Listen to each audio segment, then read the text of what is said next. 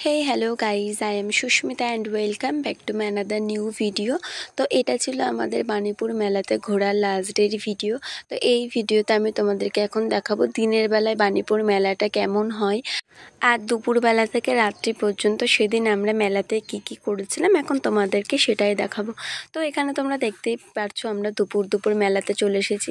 আর যেহেতু আমরা দুপুরবেলায় মেলাতে এসেছিলাম তাই মেলাতে খুব একটা ভিড় ছিল না।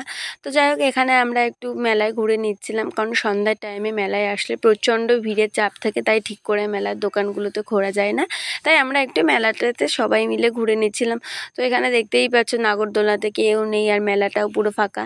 আর এই যে এখানে দেখতে পাচ্ছ ছোট্ট একটা লিপস্টিক, কি সুন্দর না? এটার দাম ছিল মাত্র 30 টাকা, কিন্তু আমার দিদি আমাকে নিতে দেয়নি, বলে কম দামি জিনিস ভালো হবে না, নেওয়ার দরকার নেই।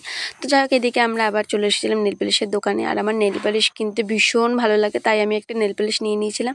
আর তারপর এই যে এখানে আমি একটু জোজোকে আদর করে নিচ্ছিলাম। তারপর এখানে কি হয় দেখো, আর আমাদের রিয়াকশনটা কি ছিল সেটাও দেখো। আমরা পুষ্পা ওয়ানি দেখিনি। পুষ্পা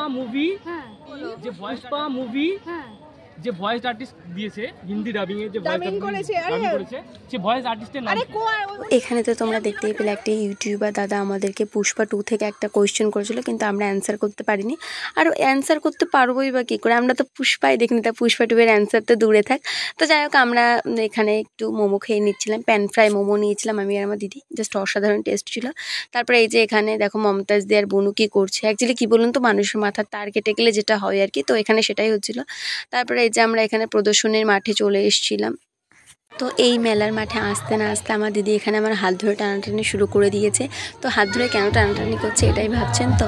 তো হাত ধরে টানার একটাই কারণটা হলো যে পাশের স্যামসাং শপটাতে একটা সুন্দর গান বাজছিল, তো সেই গানে আমরা সবাই নাচছিলাম। তাই আমার দিদি আমাকে বলছে ছোটো তুমি প্লিজ আর নাচিস না। তো যাই হোক নাচানাচি করার পরে এখানে আমরা চলে এসেছিলাম মূল মঞ্চে। আর মূল মঞ্চের এখানে আসার একটাই কারণ, আমার দিদির বাংলা টিচার ওনার সেদিন ওখানে একটা প্রোগ্রাম ছিল, আবৃত্তি প্রোগ্রাম। সেই প্রোগ্রামটা দেখতে আমরা সবাই মিলে চলে এসেছিলাম।